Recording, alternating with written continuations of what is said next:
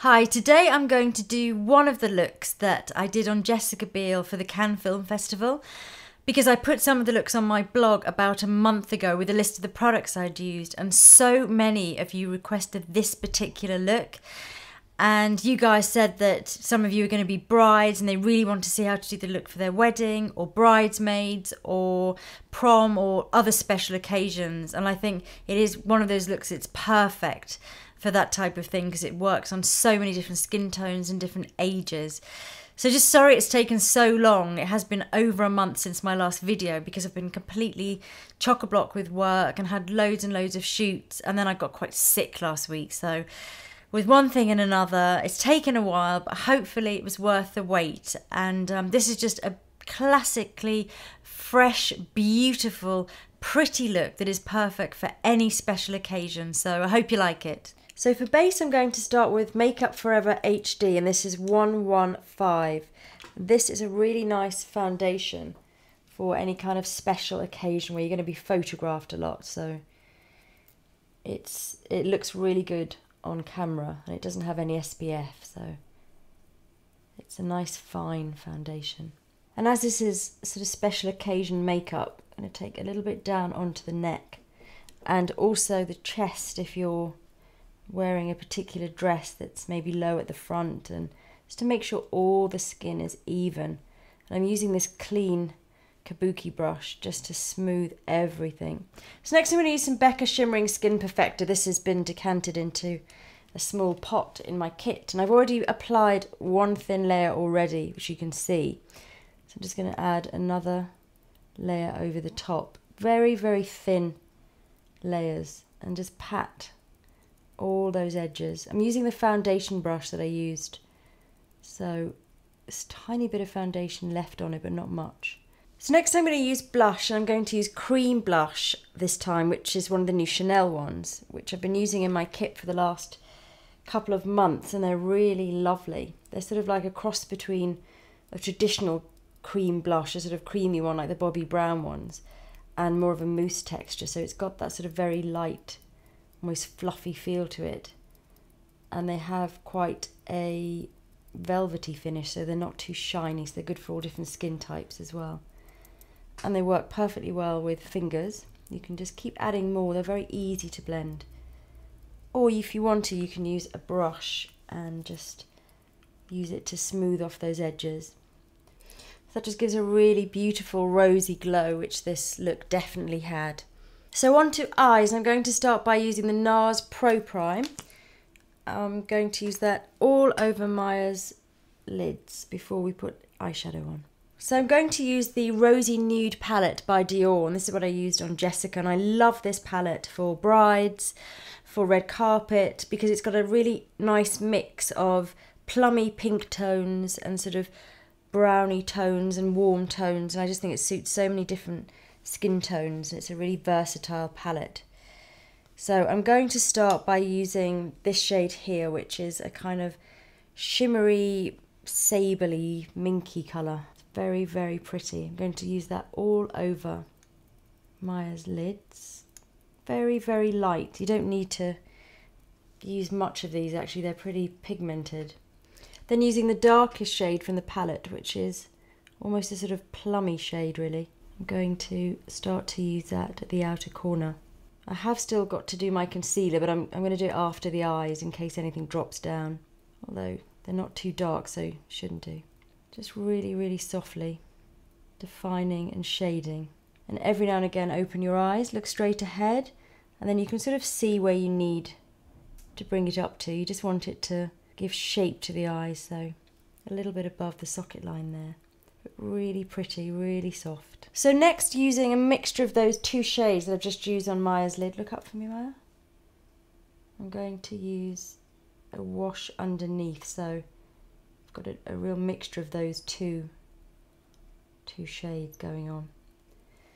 And then at the outer corner I'm going to add a touch more of the darkest shade, so just bringing that bit extra there at the outer corner just to define. So next, using the rose pink shade in the palette, close your eyes for me, just going to pat that in just at the more the inner corner, so you get a little hint of rose coming through there.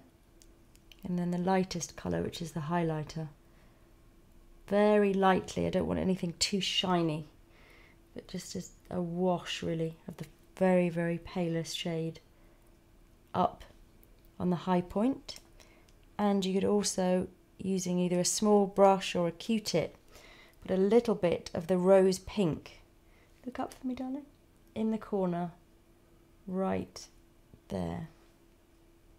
So you can see this is really, really subtle, and that's the look we're going for.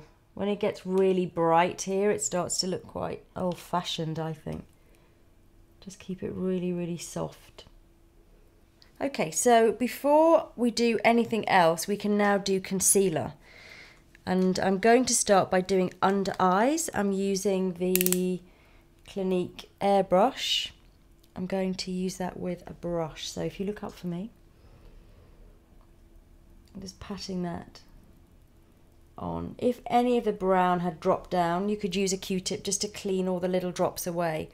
In this case, we're absolutely fine. So on to main concealing, I'm going to use Secret Camouflage. And you may think this is a strange time to be concealing, but this is actually a really good time because the foundation has sunk in, everything's starting to sort of settle down, and you can really see where you need to conceal.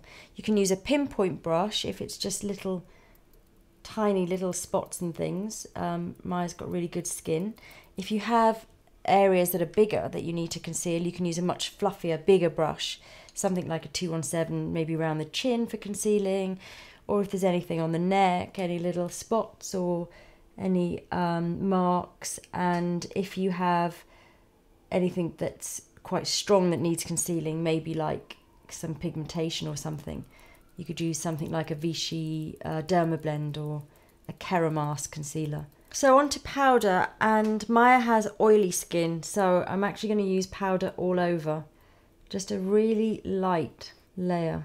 I'm just going to sort of almost roll it and pat it into the skin and then buff it off. If your skin is dry, then you won't need it all over probably. Most people, I think, benefit from powder on the T-zone, whatever your skin tone is, just because it gives it a nice velvety look, and it's really good in photos. So that's a nice velvety look. And if you have got very oily skin, then you're likely to have to redo that every couple of hours just to keep your makeup looking great. So next I'm going to use waterproof gel liner, and this is Mauve ink, which is a black mauve, sorry, it's a sort of plummy dark colour. Just really working that into the roots of the lashes, almost patting it in between. And I'm going to do it a lot thinner into the inner corner and then slightly thicker at the outer corner.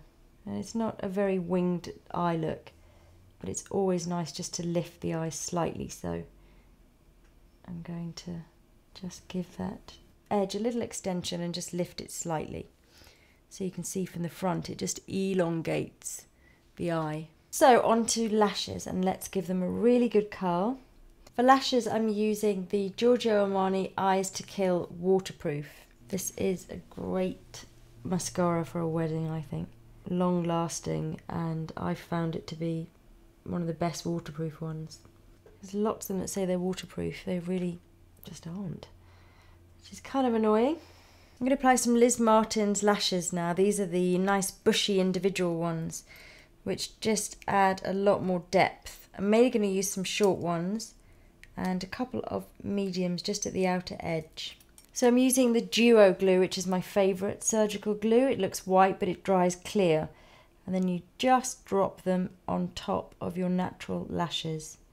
And I've done lots of videos using these, and also a video all about how to apply them, so I'll link to that. So that's about 6 lashes on each eye. Just close for me. And then once they're dry, you can just touch the roots with a black liquid liner. This is a matte liquid liner, so it just helps to really blend them in. So I'm going to use the Suq powder palette for brows. This is good because it has a sort of taupey colour, greys and browns.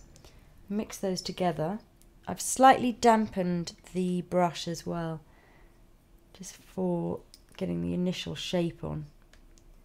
Just working that into the high point first. and then slightly extending here from the high point, working out. And then once the brush is a little bit drier, we can just fill in a little bit with some dry powder and just keep brushing so you get that really nice natural look to the brow, but it's still got the definition. So I'm using 8 Hour cream here with a cotton bud. Before we start using any lip products, I'm going to just smooth over and give those a little buff. So just rolling the cotton bud just helps to get rid of any loose skin and clean off the lips. And you don't want it to be too overloaded with product, so not just a little bit left on the lips, and that'll help to really slide the lip pencil. I'm using Bobbi Brown Pale Pink lip liner, so I'm going to use that all over the lips as a kind of stain, really working it in a nice thin layer.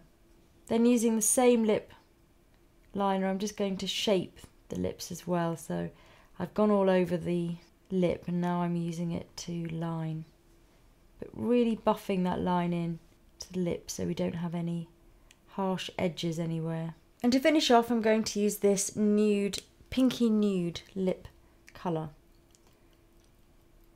all over the lips and just really pat that in so it looks nice and natural. And then if you wanted to, right at the end, we used the cream blusher and we've used our concealer and we've powdered and we've finished the skin.